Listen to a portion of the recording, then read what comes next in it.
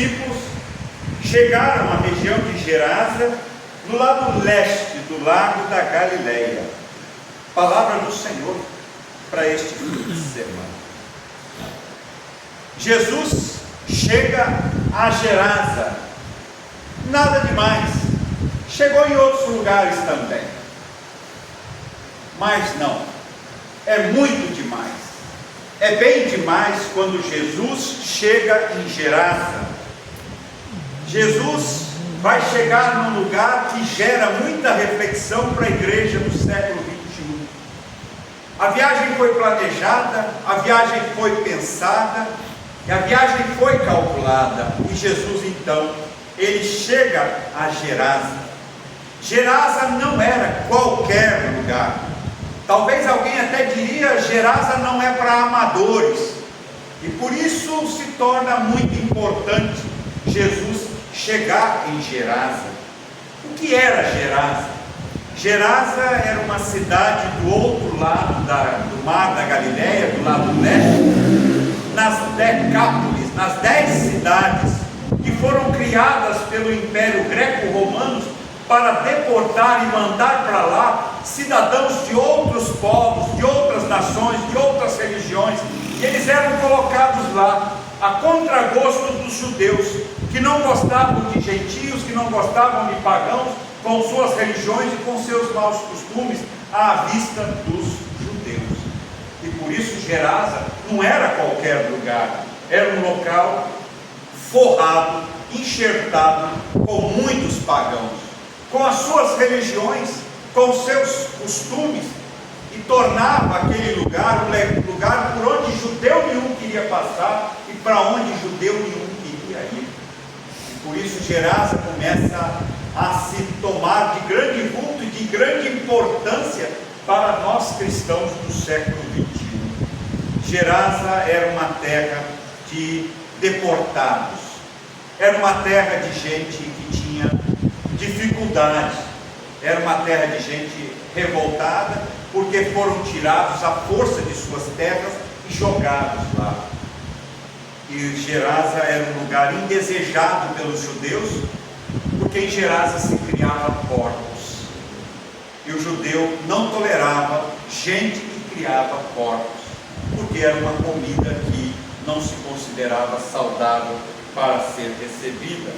E aí então Gerasa se torna aquele lugar, aquele reduto, aquele gueto, separado, afastado, longe da situação do povo de Israel. E para lá então é que Jesus vai chegar. Jesus, ele vai iniciar o seu ministério. Ele foi batizado, ele foi para o deserto, ele escolheu os seus apóstolos e começou a caminhar pela sua terra. Ele inicia seu ministério no meio dos seus familiares, na sua Galileia. E quando todo mundo pensava, bom, agora ele vai para a Judéia, agora ele vai para Jerusalém, agora ele vai para o templo para se encontrar com os sacerdotes, quando todo mundo pensava que ele ia para a Judéia, ele muda e ele vai para Gerasa. Quando todo mundo pensava que ele ia colocar Gerasa, aquele bando de pagãos, lá em último lugar na sua escala de prioridades, ele coloca Gerasa em segundo lugar. É o próximo lugar para onde eu vou. E isso deve ter deixado os seus discípulos muito preocupados, porque Gerasa era um lugar de hostilidades, ou de possíveis hostilidades. Gerasa não era lugar de um israelita, e muito menos do Messias, colocar o pé. Mas parece que Jesus tem uma urgência, parece que Jesus tem uma emergência. Eu tenho que ir primeiro para Gerasa, eu tenho que ir visitar aquela gente. Eu sei que aquela gente lá está precisando, e aquele povo está precisando de mim lá, e eu vou para lá. E aí então Jesus nos surpreende, invertendo a ordem de prioridades e colocando aquele monte de pagãos na sua prioridade. Eu preciso conversar, porque eles não têm ninguém por eles. Eles estão à mercê do próprio destino, eles estão à mercê de maus cuidados espirituais, à mercê de falsos deuses, de falsas religiões, de falsas concepções. Eu preciso ir para lá, eu preciso ir para Gerasa. E ele chama os discípulos e ele parte para Gerasa. E para Gerasa, além de correr o risco da hostilidade, tinha um outro risco, o risco de atravessar o mar da Galileia, com suas tempestades, suas ventanias inesperadas. O mar da Galileia era um mar muito instável, porque descia a friagem do Monte Hermon, encontrava com o calor da baixada, e vocês sabem que quando friagem e calor se encontram, dá revolta, dá tempestade. E por isso o mar da Galileia era um lugar instável. E os discípulos devem ter perguntado: escuta, nós vamos atravessar o mar? Nós vamos atravessar o mar. E aí os caras devem ter arregalado os olhos. E talvez alguém até deve ter dito assim: mas Senhor, a gente tem que ir para lá? Obrigado. A gente tem que ir para lá, para Gerasa? Não dá para deixar eles tentarem resolver os problemas deles? É perigoso ir para lá, não é bem recomendável. Talvez os discípulos devem ter ficado um pouco com medo de ir para lá pelos dois perigos iminentes ali. Eles eram pescadores, entravam no mar, pescavam e saíam. Agora atravessar e ir para o outro lado já era um desafio um pouco maior. E aí Jesus diz: não, nós vamos para Gerasa. Eu preciso ir lá em Gerasa. E aí Jesus disse: indiferença jamais. E para a igreja do século XX, essa mensagem ela é relevante, começando por aqui, invertendo a ordem de prioridades. A igreja precisa começar a repensar suas prioridades. Às vezes, ao invés de ficar no conforto do espaço entre os irmãos, do espaço da igreja, talvez a igreja de ir para onde precisa realmente ir, de fazer a obra que precisa realmente ser feita. E Jesus ele nos ensina exatamente isso. A minha ordem de prioridade inclui gente sem assistência espiritual. É para lá que o evangelho tem que ir primeiro. Jerusalém que espere, os sacerdotes que esperem, os judeus da Judéia que esperem. Os gerazenos não tem ninguém por eles. Eu tenho que ir lá. E eu vou lá. E nós vamos lá. Vocês precisam ir comigo para a gente viver essa maravilhosa experiência de cuidar da vida espiritual de quem não tem nada por eles. Indiferença, jamais. Porque muitas vezes o que acontece, deixa eles lá, eles resolvem os problemas, cada um com seus problemas. Deixa eles acharem uma solução para eles lá. Talvez alguém vá dizer isso, ou talvez alguém tenha dito isso, que é o que se diz muitas vezes hoje em dia. Deixa para lá, depois eles se resolvem lá, depois eles dão uma solução para a vida deles. E às vezes a gente fica sempre indiferente. E esse é um problema com o qual a igreja do século XXI precisa lidar. Nós estamos pegando o mau costume dos pagãos de não nos importarmos, de ficarmos indiferentes. E isso é algo sério para ser colocado na mesa. Os cristãos não ficam indiferentes. Os cristãos se importam. Os cristãos, quando eles sabem da notícia, eles veem a notícia, eles dizem: nós precisamos de alguma forma tentar ajudar aqui. Nós precisamos pelo menos perguntar: nós podemos fazer alguma coisa por você? Há alguma coisa a ser feita? E é isso que precisa nessa nossa sociedade, onde a gente cuida cada um de si e o outro passa batido.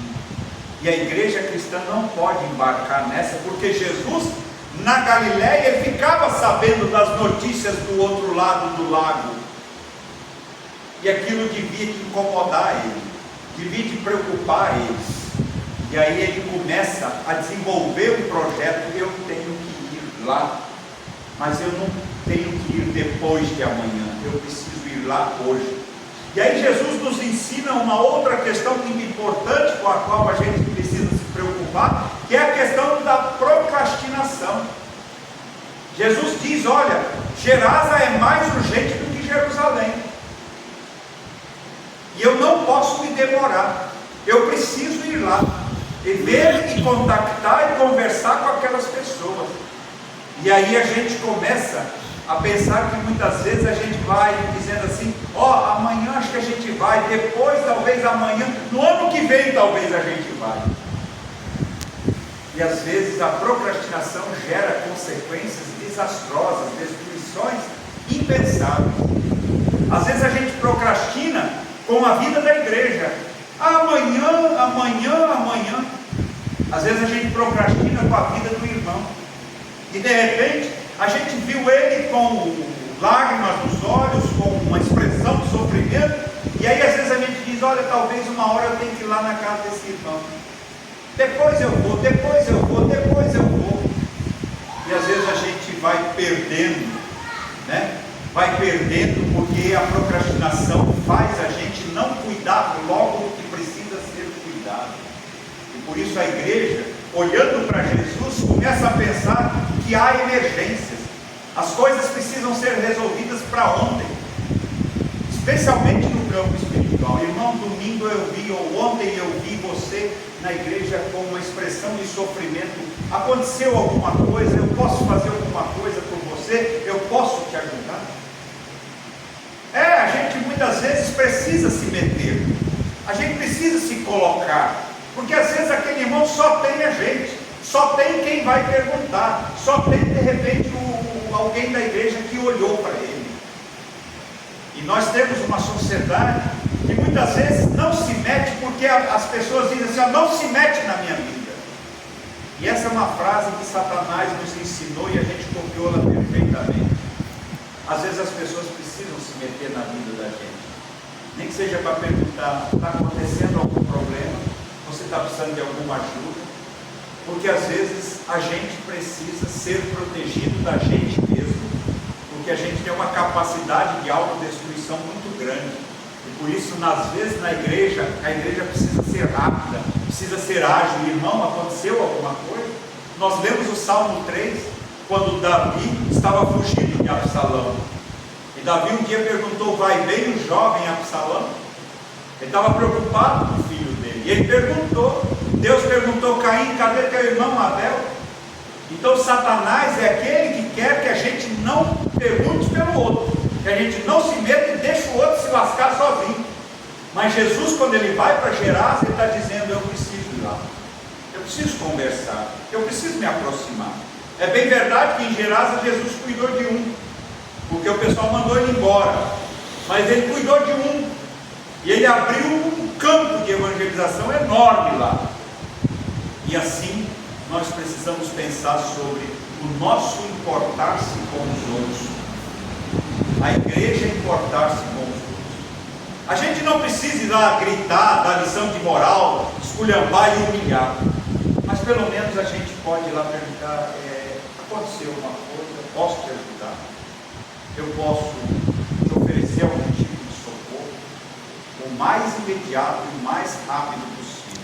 É por isso que Jesus manda a gente se reunir em comunidade. Sabe para quê? Para a gente se ver, para a gente se enxergar, para a gente notar as expressões, para a gente receber as palavras e ver como é que um está, como é que o outro está. Mas nós estamos sendo convencidos de que não devemos ter comunidade no século XXI. Devemos cada um ir para o seu canto. E é interessante para muita gente que a gente se espalhe, porque quando a gente se espalha a gente não se vê, e quando não se vê não se sabe como o outro está. Por isso que a vida em comunidade precisa ser prestigiada e privilegiada, e a gente precisa ir para Gerasa. Às vezes a gente precisa atravessar o problema, é lá que está a necessidade.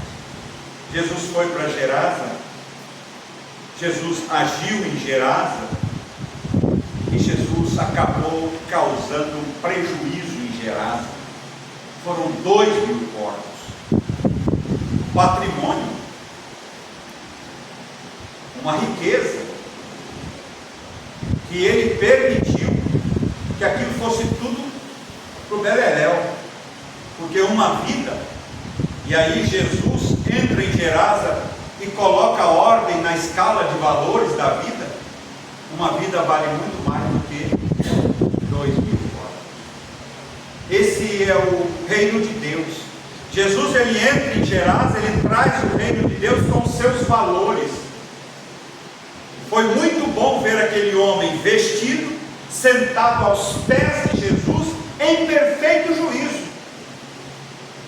Um homem que agora não metia mais medo, mas que inspirava esperança, inspirava bem-estar.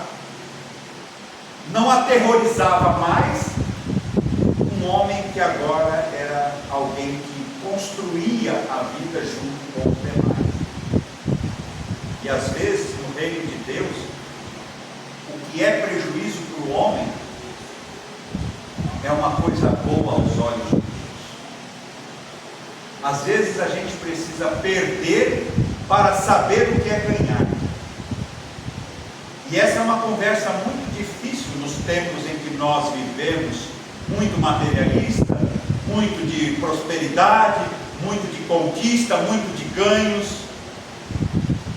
Tem gente que precisa perder algumas coisas para entender que agora vai começar a ganhar.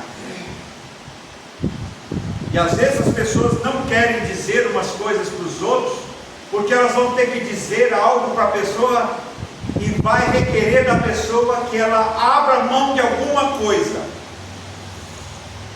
porque aquela coisa está estragando a vida dela, aquilo está destruindo a vida dela. De repente vai ter que dizer, ó, se afasta daquela gente ali, porque aquela gente está corrompendo seu coração, aquela gente está atrapalhando a sua fé, aquela gente está atrapalhando a sua vida familiar, aquela gente está atrapalhando a sua vida profissional. Se afasta desse pessoal antes que eles te levem para a destruição. E às vezes a gente não quer dizer isso, porque você requer da pessoa um sacrifício muito grande, e a gente precisa cuidar, porque tem muitas conversações que destroem o coração. Tem gente que fica colocando ódio no coração da gente, e a gente chega em casa cheio de ódio. É preciso sacrificar essa amizade, é preciso sacrificar aquilo que destrói as coisas que Deus coloca no coração da gente. E às vezes o pessoal não gosta da igreja, não gosta do pastor, porque às vezes o pastor precisa falar a palavra impõe sacrifícios, e as pessoas dizem, eu vou sair da igreja, eu não quero fazer isso, eu não vou fazer isso, eu não vou atender isso aí. A pessoa muitas vezes prefere ficar nos ganhos deste mundo do que alcançar o ganho espiritual. E aí vai para cada um de nós pensar sobre isso. Não ajuntem tesouros na terra, Jesus disse, mas ajuntem tesouros no céu. E isso é um exercício importante que a gente precisa fazer. O que é que está destruindo minha vida espiritual? O que é que está colocando Satanás dentro de mim, dentro dos meus comportamentos, dentro das minhas falas, dentro das minhas atitudes? Eu preciso eliminar isso. Ah, mas eu vou perder um amigo que sempre me convida para o churrasco. Eu vou perder uma pessoa que sempre me convida para as festas. Eu vou perder uma pessoa que sempre reparte um benefício comigo. Eu vou vender minha alma, eu vou entregar minha vida espiritual. Eu preciso pensar sobre isso. Aonde eu estou me enfiando? Aonde eu estou colocando meus pés? Ah, mas depois dá tudo certo. Será que vai dar tudo certo? Então essa é a reflexão. Jesus diz 2.000 porcos. Olha como ele está. Olha como ele ficou. E aí este homem, ele renovado, restaurado, transformado, libertado por Jesus, ele diz, Senhor, eu quero agora ir junto com o Senhor. Eu quero viver do lado do Senhor. E para surpresa de todos nós, Jesus diz, não, você não vai comigo, você vai ficar em Gerasa. Você fica em Gerasa e conta para todo mundo o que Deus fez por você. O que os deuses falsos daí das religiões de vocês não fez, eu fiz. Conte para eles quem é que fez para você, quem é que cuidou de você, quem te deu paz de espírito, quem te deu sossego na alma. Conte para a sua família. E ele saiu contando isso. Eu sempre sigo na internet uma jovem brasileira, uma judia brasileira chamada Aline. Eu sigo os vídeos dela, Israel com Aline. Vai lá no YouTube metida lá em Israel com a Aline. E ela é uma pessoa guia turística, conhece muito da Escritura, e ela leva turistas para passear por Israel. E ela faz um trabalho muito legal de identificação dos locais, dos costumes, a conexão dos textos bíblicos com o local, enfim, ela faz todo um trabalho muito interessante. E ela falou sobre esse evento aqui. E ela contou que ela está filmando lá, ela foi lá filmar no local, calor de 40 graus, quente. E ela falou: olha, estou em Gerasa. E descobriram isso aqui, restos de construção. Diz que o governo de Israel foi lá para abrir uma estrada ali. E quando eles começaram a escavar, os caras detectaram que tinha algo diferente. Um monte de destruição, então tem um monte de camadas lá. Aí eles vão fundo lá, até 7, 8 metros, tem coisa lá embaixo. E aí, parou tudo, chamaram os técnicos identificaram coisa antiga, e sempre quando tem coisa antiga lá, não se faz mais nada, para tudo, é muito complicado. Entregaram aquilo para arqueólogos estudarem o que estava acontecendo ali. E foram lá, limparam, cavaram, limparam, e descobriram o que ali? Uma igreja. Descobriram uma igreja de tempos muito antigos, provavelmente do 1º século, uma igreja nas terras de Gerasa. E hoje a igreja está lá, né? Os restos da igreja estão lá. E ali então diz, provavelmente essa era a igreja decorrente dos trabalhos missionários do homem que recebeu a transformação e a libertação pela mão de Jesus. Valeu a pena Jesus ter corrido o risco do lago da Galileia, da hostilidade dos jerusarenos, da urgência e do amor pelo povo de Gerasa. Ali houve conversão, ali houve restauração, ali houve cuidado espiritual e houve felicidade.